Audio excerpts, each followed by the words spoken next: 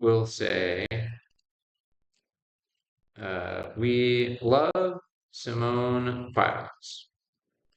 And let's go ahead and save this and then go check it out. So we need to open our folder, right click, or we could even just double click.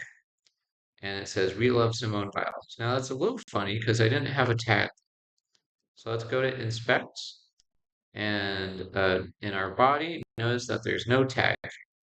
And so this is technically okay, I guess. It's not considered very good style.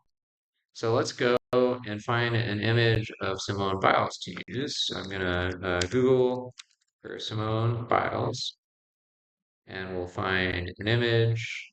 And let's maybe make sure that's from Wikipedia, because those are usually open source. Let's go to Simone Biles